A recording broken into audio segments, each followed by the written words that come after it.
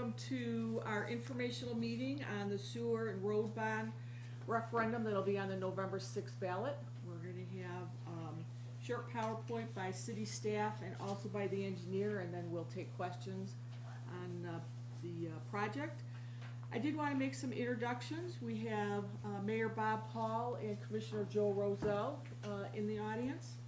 And then up here at the table, I'm Amy Sullivan, the city manager. This is Tim Rowland, the finance director.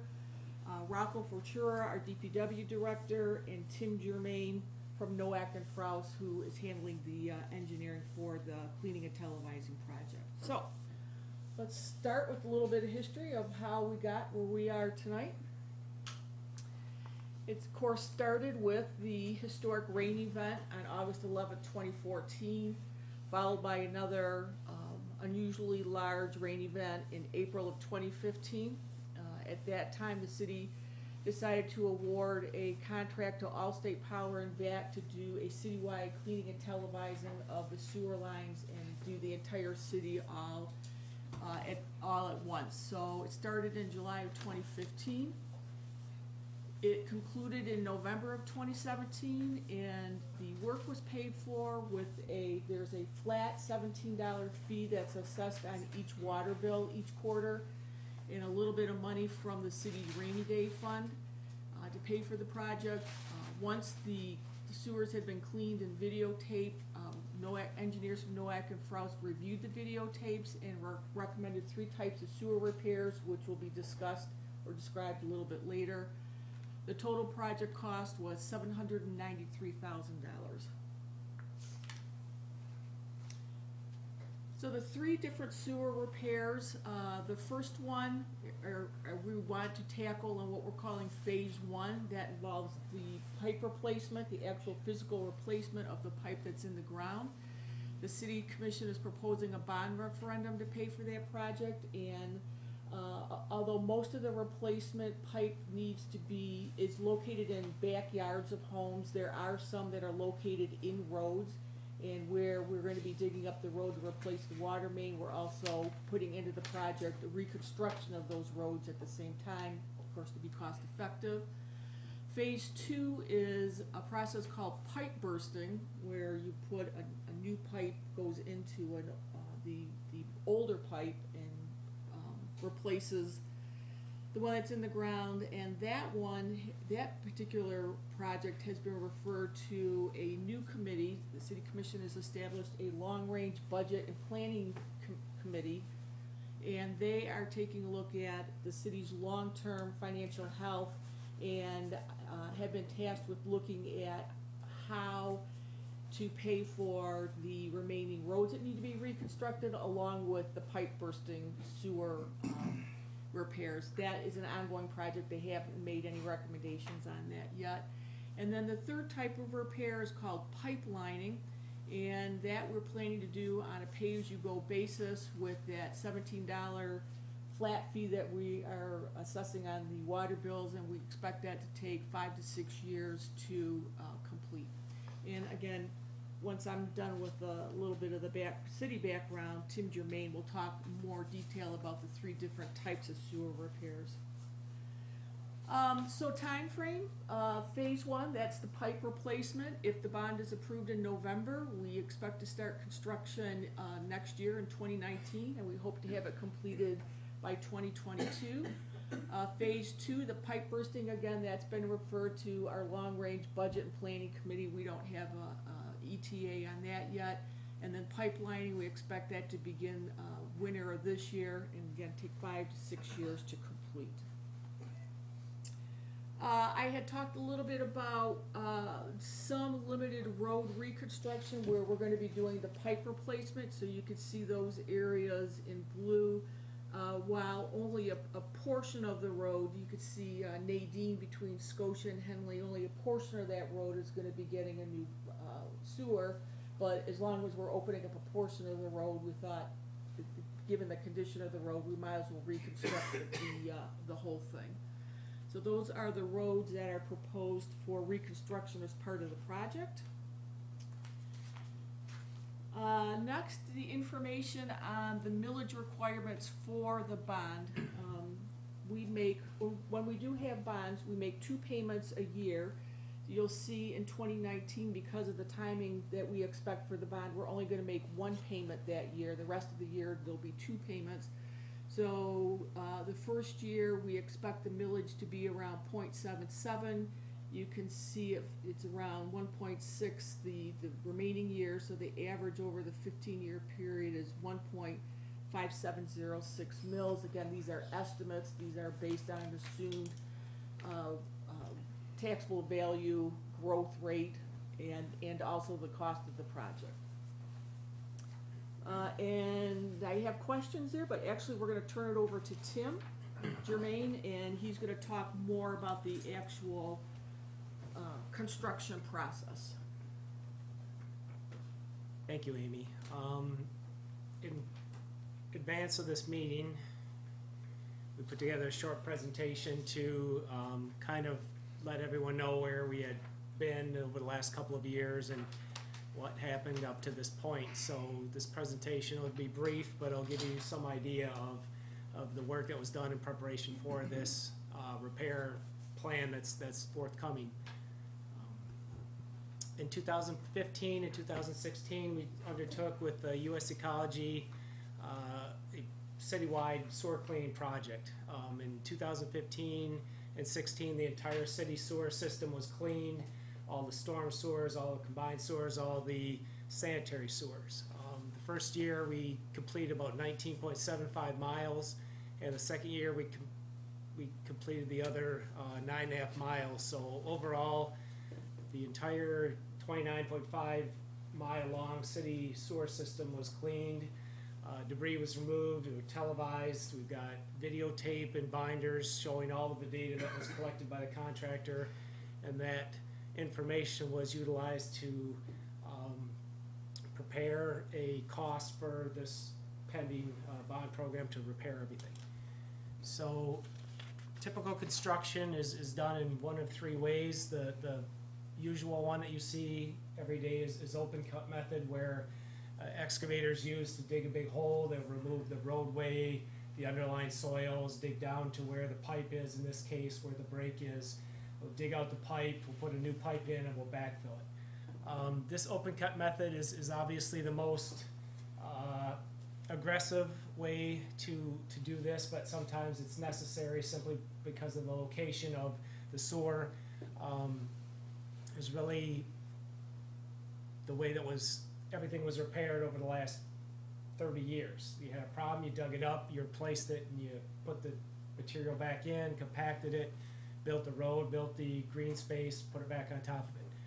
This approach is expensive, it causes a lot of damage. You can imagine that in the original time when the city was built, when this was more farm fields and such, there weren't power lines, there weren't gas lines, there weren't multiple storm lines, leads, houses. So this method is becoming harder and harder to justify in and around tight spaces. In roadways, we still do it because that's the best way, but in a backyard or something, there's a better way. So that new approach is done of, basically it's a trenchless system. One method is a pipe bursting, and I've got a YouTube video that hopefully will work this time. But as Amy had mentioned before, it's basically a larger pipe is pulled through the pipe that's in place. And with the help of a hydraulic jack, it's pulled through, and it breaks the pipe in place. And that way we don't have to dig it up, we can replace the pipe inside. You've seen maybe some of these large HDPE pipes, black ones that are laid on the side of the ground, and if you've driven through, those 20 or 30 foot sections are seam welded outside, and they're pulled into a manhole and pulled out the other end, and that way all the work is done in a limited space without major disruption. So if we can hit the button, we'll show you basically how this works. If you go to YouTube, you can find all manner of things like this.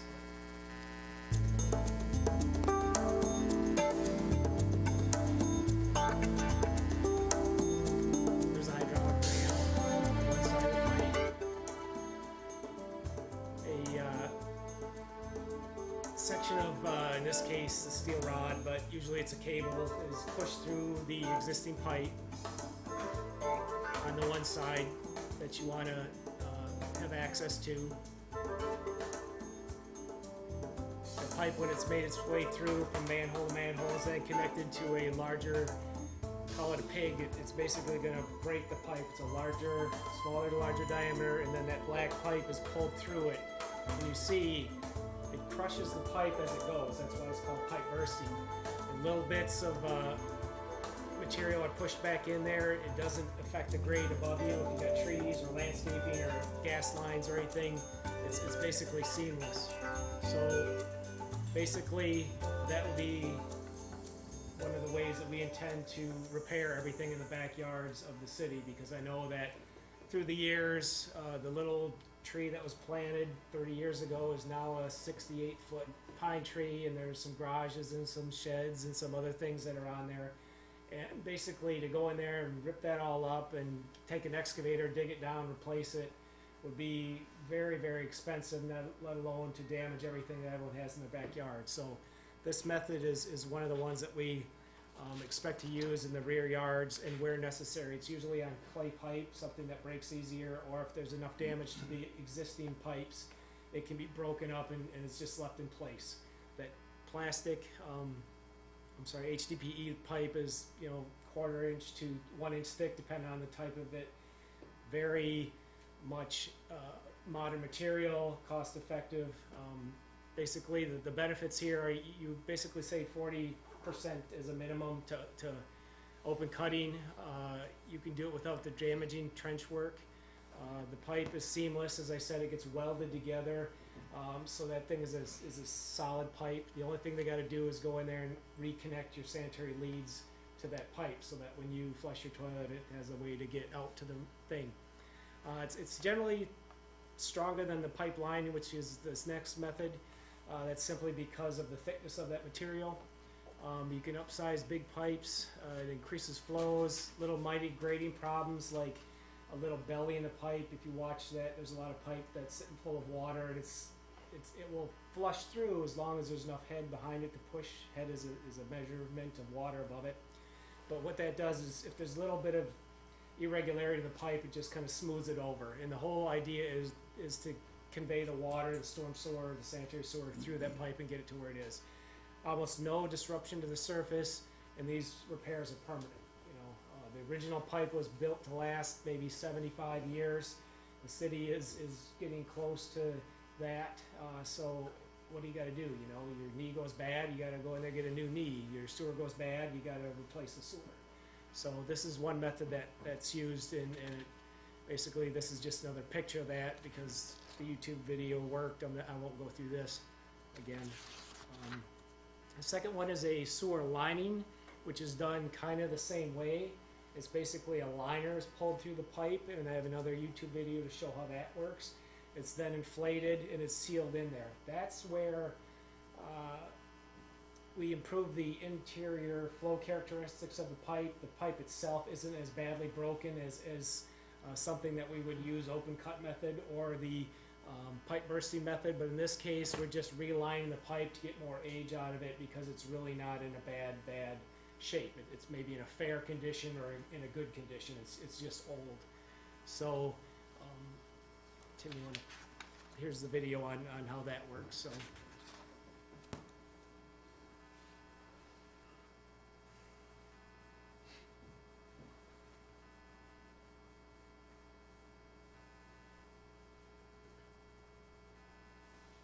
what you're about to see is an animated video of the cured-in-place pipe installation process.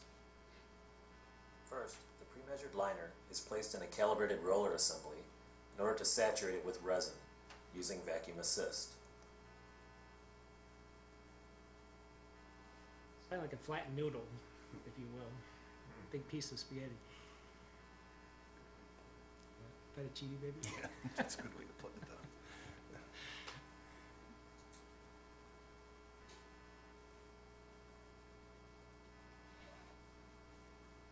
Next, the liner is held closed at one end and attached to a pullback rope, then rolled into an inversion tank.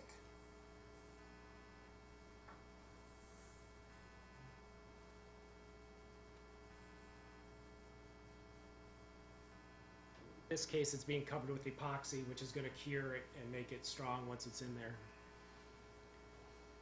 The tank is sealed, and the lead end of the liner is folded back and held in place in order to start the inversion.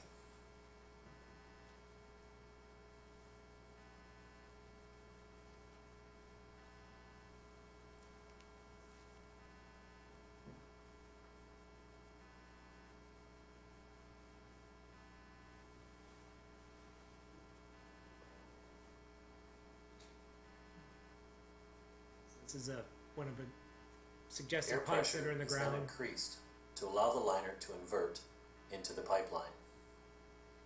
It's basically blowing into the pipe. The liner can negotiate 90-degree bends, as the cutaway shows, as well as different size pipes, taking the shape of the host pipe. So if there's a repair or something done, it'll expand to The fill liner is then that allowed to gap. cure, and the pipeline can be placed back into service. So in the same way that the pipe bursting is, it's just another method, and it's usually done for pipes that aren't as bad of shape. It's a kind of a structural repair. It's low cost, saves time and money. You can do a lot of sewers.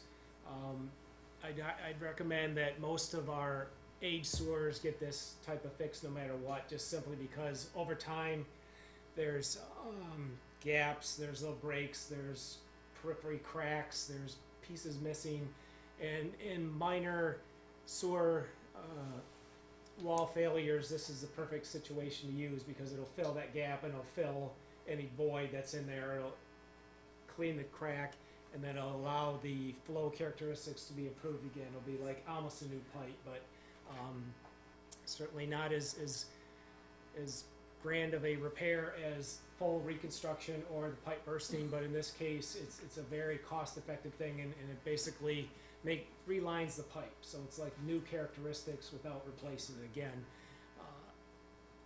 There's limited damage to the surface. It can navigate bends, turns in the piping system. Everything's not straight. It's very little interference with the infrastructure. It's a very thin quarter-inch thing, so the capacity of the sewers isn't diminished by very much. And again, it's basically good for sealing root intrusion, infiltration, exfiltration, just keeping other water out of the pipe. That's not a major problem here. We don't have a lot of infiltration or exfiltration problems, but we do on occasion have root intrusion simply with the large amount of vegetation and trees around here. The city's always folding the lines to get rid of those ever-growing, root systems. Again, this is a little picture of what it was. I won't go through it because the video did a good job, but when we analyzed this citywide 29 miles of pipe system, we are using the PACP coding to determine defects. Basically, the pipe is rated from a 1 to a 4. 1 is in pretty good condition, a 4 is pretty bad, a 5 needs to be replaced. So our recommendations for repairs had been based on these structural defects coding, and Tim, if you want to flip that again, the operational maintenance. So there's two ways to look at the pipe. Is it operating effectively and efficiently, or is it so damaged that it's not doing its job? So each one of these codes were added on, and that was basically every single sewer pipe video that we had, and there's hundreds and hundreds and hundreds of hours of them were reviewed, and we put together an estimate from it.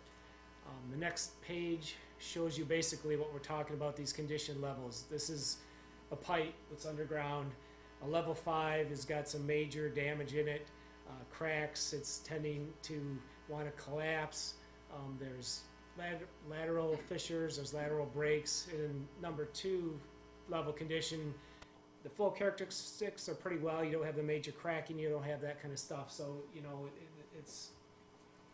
it's mindlessly numb to go through hundreds of hours of that, but that's what we had to do to come up with our estimate. So this is what your pipes look like underground. Some are in good condition, some are in need of repair. So what we were tasked with originally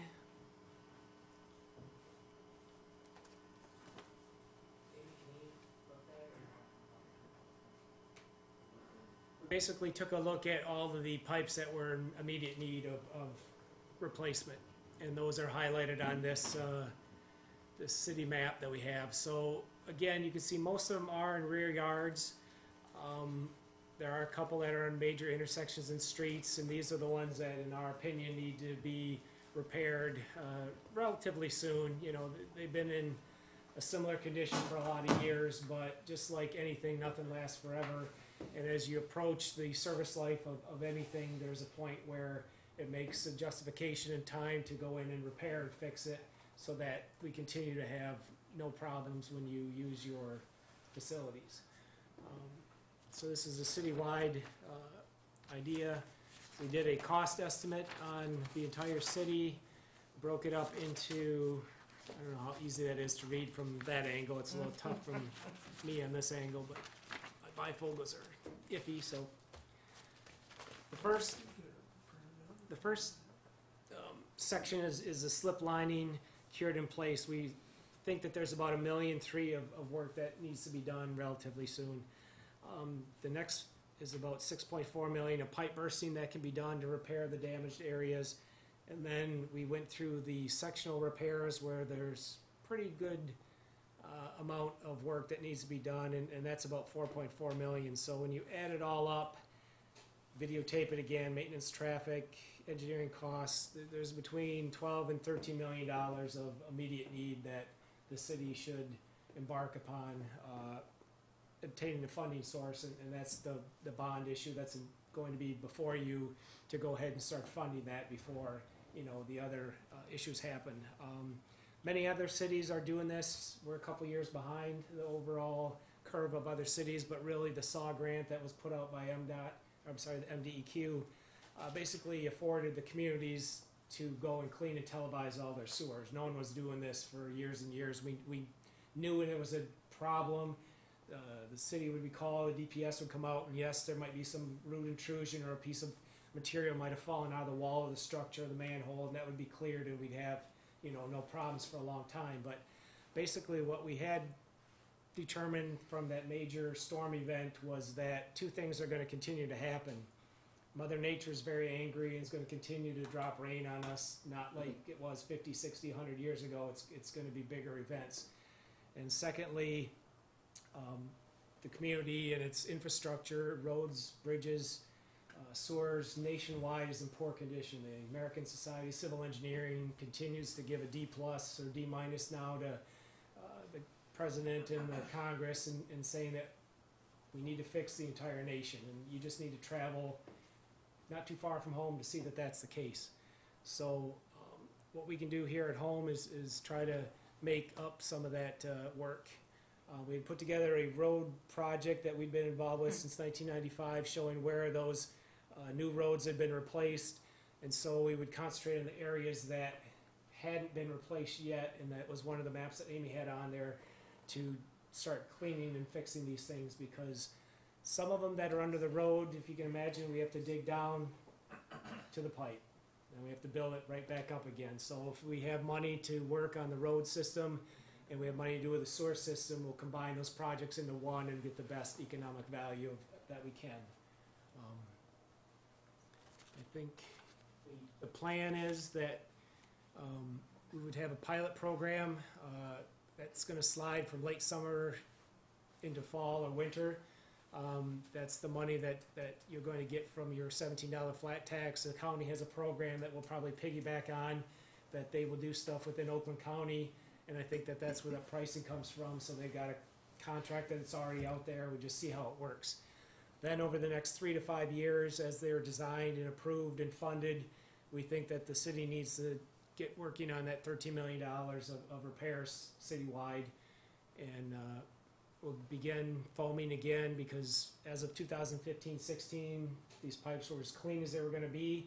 But in a short period of time, 1 to 3 years, the trees will put the root systems back into the sewers, and so the DPS will start foaming again. And we think we need to do another cleaning televising program in about 4 to 5 years, just to make sure that there's no other damages that were done while we're repairing this first group. And then we'll just continue to do this every time it's needed, every 10 years or so. until it's all basically replaced. So I imagine that most communities, I know Huntington Woods is small, it's primarily residential, but most communities are undergoing the same fix. Other areas are doing the exact same thing. So that's, I think, what I Thank had, you. and if you have any questions, or you wanna wait again till the end, I'm happy to help. Well, I have a basic question. What's the difference between Can you- sanitary sewers and, Because we are televising this, could you step Oh, up to the use the podium and microphone. talk into the microphone, Sure. and then the audience will be able to hear the question as well. And we are ready for questions, so that's the end of our presentation, and you're not ready for questions? we are. Yeah. Yes, go up. I think I have two questions. What's the difference between sanitary sewers and the street water sewers? Well, the city, to answer your question, a sanitary sewer is supposed to only carry sanitary effluent. So you flush your toilet, you flush your bathtub, you put your sink water down there. A sanitary sewer is a pipe that carries only sanitary. Okay. The street that we have here in Huntington Woods, in the whole system, is a combined sewer system, meaning it carries both stormwater from the rain and catch basins into the road, and then divert them into the same pipe that your sanitaries are coming in. So the pipes underneath Huntington Woods carry both stormwater and sanitary combined, hence the name combined sewers. That's sort of what I thought. Are you talking about repairing the pipes on our property, like from our house to the, No, To the these are back. mainline sewers that are feeding the entire city and conveying all of the residents' sewer and water through them. Okay. Your responsibility, I'm not exactly sure how it is here, probably begins at the house to the connection. to the connection, in our Right. case, in the back? Correct. And then, So what, in August 23 years ago, whenever it was, what caused the water to come up in people's basements? Is it because, it was a 300-year storm event. The Yeah. entire Oakland County drain interceptor over on Madison Heights surcharged and backed up all the 12 town communities. So all the water that was in the entire network could only go to where it could get, and that was in people's basements, because all the Yeah. pipes underground were backed up, and if you will, it's like a bathtub. Once it starts Yeah. overflowing, it overflowed into people's basements. isn't that would be exacerbated by not having separate sewer pipe systems? In other words, the rainwater comes in and then it Generally, pushes the. that's true, but the system that you are connected to was never separated, and it'll never be separated in any of our time frames, simply because the cost to do that, I mean, you're talking about digging up every single road, putting a dedicated sanitary line in Yeah. probably. We'd use the storm sewer that's there, or the combined sewer, it would go to combine, but that means reconnecting every single business, every single catch basin, every single house. Right, you have and to it start would that way cost to begin with. Yeah. Trillions of dollars. So, Thank you. yes, you're welcome.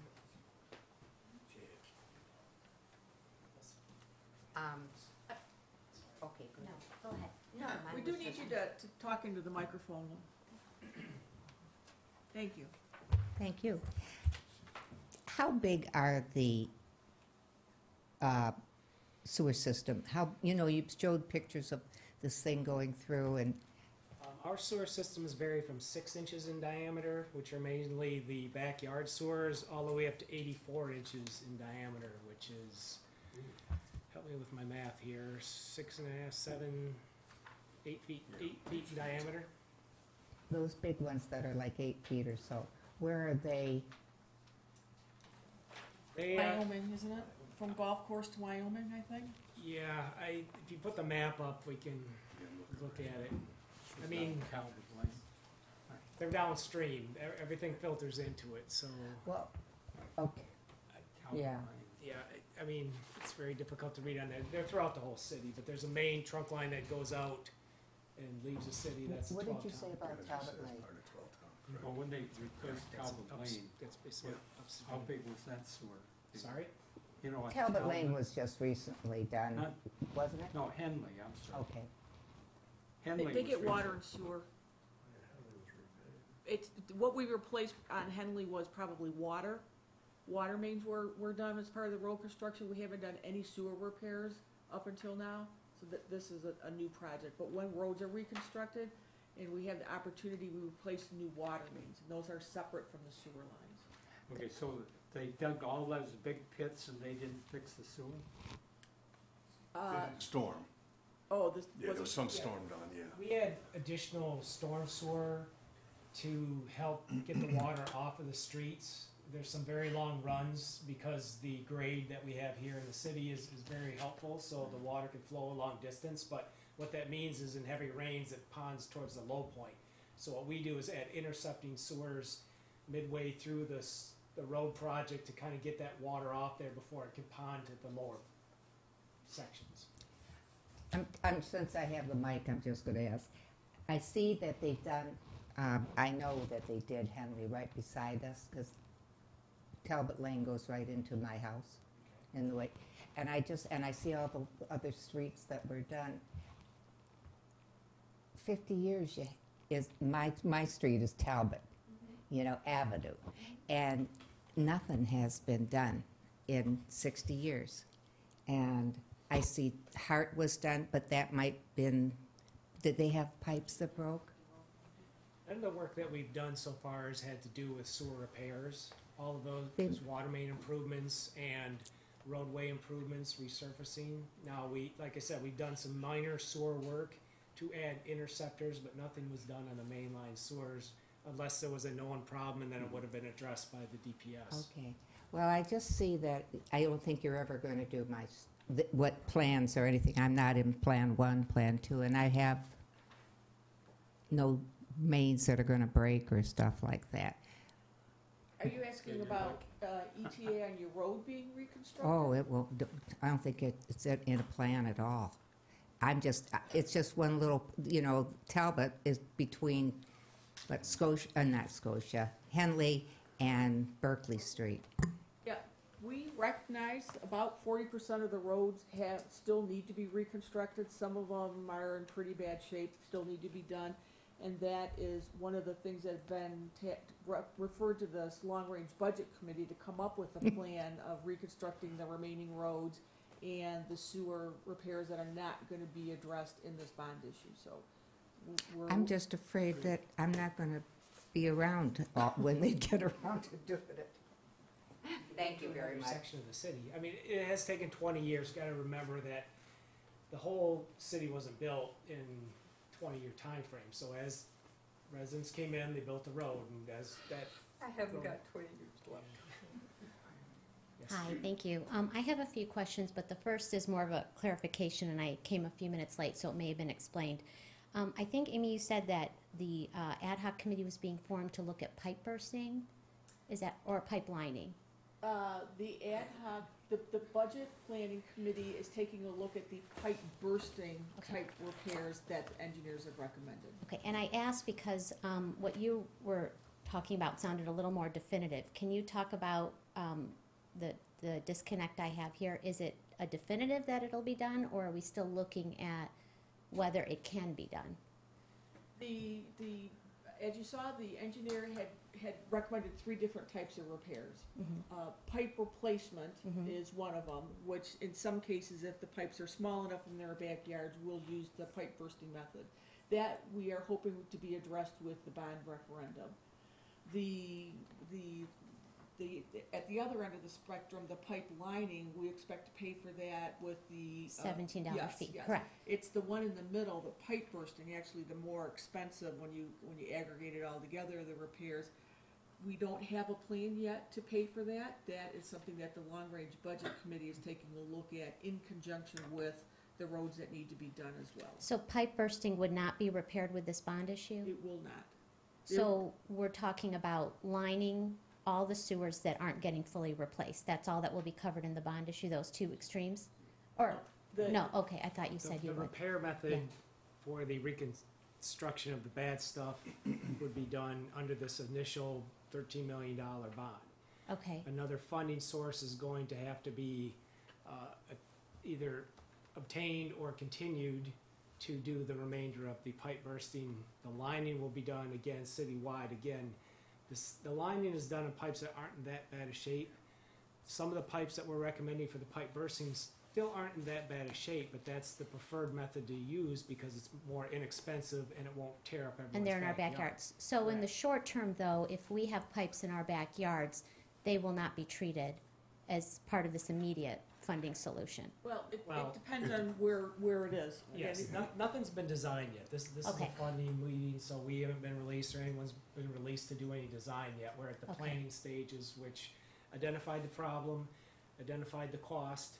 Now the city is attempting to get the funding source to complete those things, and then once that's in place, should it be approved by the residents, then we will go ahead and start designing and look at the road priority and the sewer priority and try to combine those in the okay. same to get the most benefit from your dollars. The other thing would be then the worst of the worst should be fixed first, and then we'll go ahead and take that information that we have and prioritize it, and then start that repair method. So to clarify for myself, we won't know before we vote if the sewer line in front of our house or behind our house is part of the immediate plan. Not That to will be specific- determined if no. the funding is approved. Correct. Okay. That specific level of detail wouldn't be available yet. And I have a couple other questions. Obviously, you mentioned the 12 towns, and we all know that there were many cities that flooded in 2014.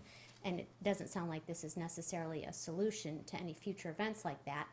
But what kind of regional conversations have occurred with our sister towns that have dealt with this so that we can approach it from a regional perspective, even, I don't know that federal grants are available, but even from a standpoint of funding or contracting to get a better bid?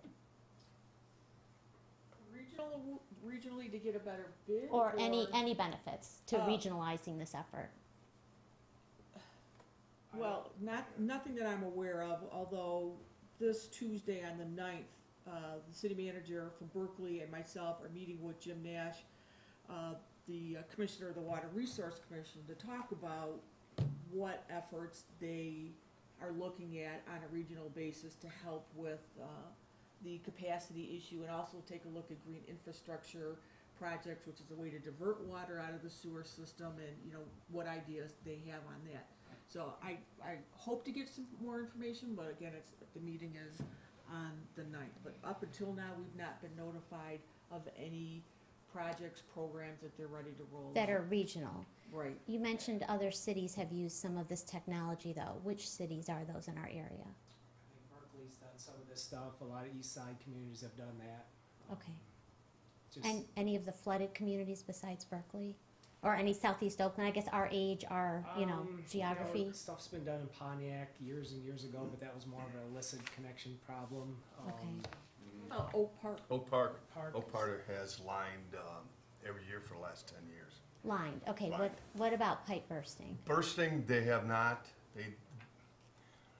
They had really no need for it, and they did it like replacement with a road project.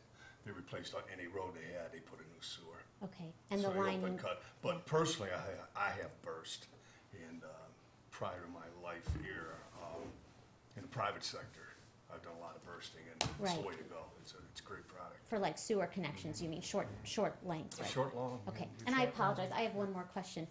What studies have been done on this technology to show, not the full replacement, but on the liners or even the bursting to show the longevity? How long do these improvements or replacements last? What are the pros and cons? They have a very long lifespan. Yeah, HDP pipe's a 100-year pipe. It's a very good product. Have they studied it to look at cities that have replaced this pipe to see if there was any? there might have been a Positive or random negative outcome? study or something like that. I mean, it's what do contractors do? They always look for an easier way to do the job. So this material is a plastic. It's not going to degrade. It's not going to break. It's flexible. It's not rigid like if a truck went over it and crushed a piece of pipe or something like that. I think the long-term study is not out there. At least I'm not aware of anybody that's doing that kind of modeling. But I've seen it used in the last 10 years or so in various communities. Simply all the communities that are where their sewers have reached the service life, which is at 75-year plus. I mean, you can go to New York, and I'm sure they got 200-year-old pipe, but it's failing. Right. It's just it's a cost-effective way to fix it. Right. And it's really the only. Well, it's the only cost-effective way to do it, because to dig up all the sewers and replace them new, I mean, it would just be trillions of dollars Right. just with the spaghetti that's underground, Right. all the utility leads, cable, gas, everything. So if we can keep the repair in the conduit of the pipe itself and do very little damage, that's what everybody's doing, so. Yes, South Oakland County Water Authority is replacing a water main with that, with the HDPs, just on Coolidge north of 13. Right. And if you want to take a ride there, you can see the product, you can see it laid out, see the minimal disruption I that did it see does. some of those pipes, yeah, Yeah, I so did. it is a very non-destructive way of putting in a pipe. And, excuse me, one last thing. Did we consider waiting until we had studied pipe bursting so that we could come to the community with one financial issue? And if we did, or if we didn't, if we did, why didn't we wait for that? You mean, why Why didn't we just study pipe bursting and then present a bond or millage issue? We recognize that roads need to be done at the same time, and I think that the commission felt that rolling out the replacement and road and pipe bursting would have just been too big of a project for the residents to fund. So we are doing the most critical repairs first, and then taking a look at what is gonna be palatable to the residents to pay for the remaining roads and the remaining sewer repairs. Thank you. Thanks for the time. I have one quick question. The information that you arrived at from these videos, is it public record at this point where we can see where the bad parts are? I know, Rocco, you got some, Oh, it was great, it was great. It's on It was some great viewing. It's on a 100 terabyte hard drive. Oh, Yeah, there's hours of viewing, so you can run, you can No, watch. I mean you put it down on a graph, the ones that are bad, right? It's on the video. Yes. Oh, we have a spreadsheet that we use. for Spreadsheet, fund that's what I'm that. talking Yeah. about. That's been provided in pieces and parts to establish the funding to the city. If they wish to provide that, then it's available. I mean, have a very large spreadsheet. If you'd like to take a look at it afterwards and decide that you want a copy of it, be happy to provide that to you. All right, thank you. It's very extensive.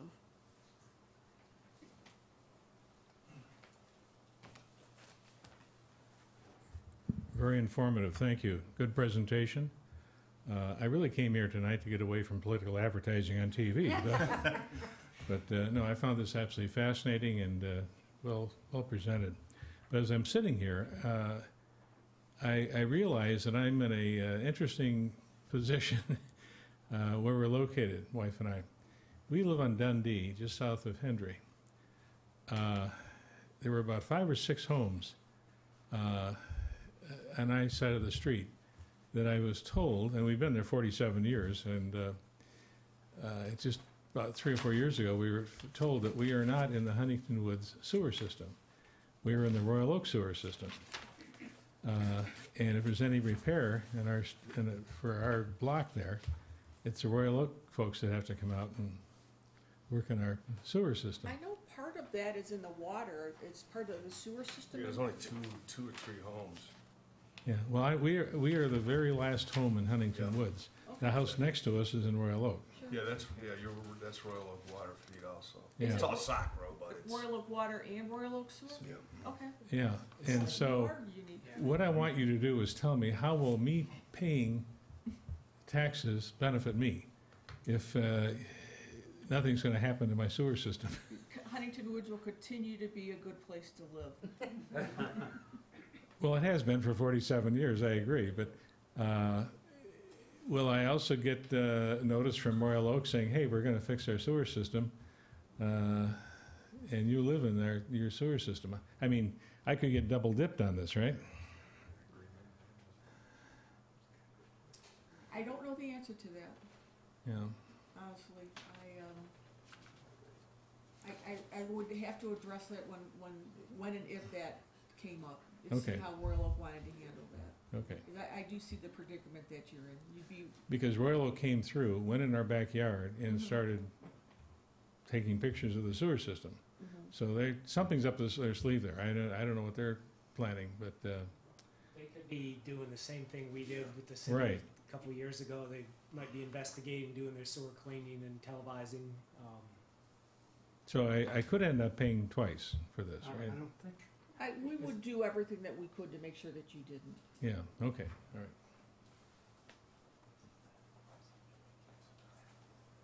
He doesn't pay Royal Oak taxes, does he? Right. Yeah, he wouldn't be subject to Royal Oak's tax levy as a Huntington resident. He wouldn't be subject to Royal Oak's tax levy as a Huntington Woods resident, so you'd be okay, you wouldn't get double hit.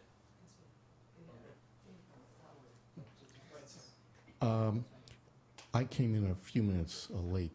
Do we have a map or a slide here to show the actual candidate areas where the construction will or will not be done? And this particular slide right here, I live on Ludlow. Ludlow is grayed out. It's does that indicate it's a light color? Does that mean on this slide we're looking at that it has been done or has not been? Okay, and when it says city roadway, Ludlow, it looks like it's grayed out. It has.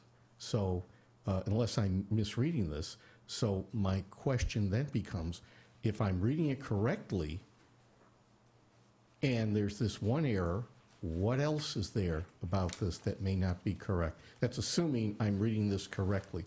Are the roads that are dark? The ones that are dark have been done Okay, between 1999 to 2013. okay. So where do you live, Ludlow, between what and what? Just west of Wyoming. Okay. And my road is, It was done in 2016, and this map's only updated through 2013. okay, because that slide says 2018 on it. Yes, there is a typo there. Okay, This was reused for something else. okay. Now, is that the only typo that's on that? Yes. Okay, I guess. said the engineer.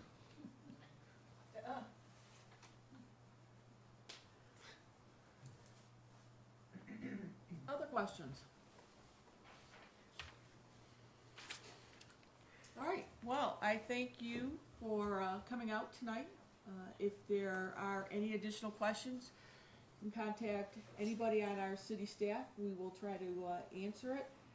This broadcast will be put on the cable channel and also put on our YouTube channel, so if anybody didn't get a chance to view it tonight, it'll be available up to the election.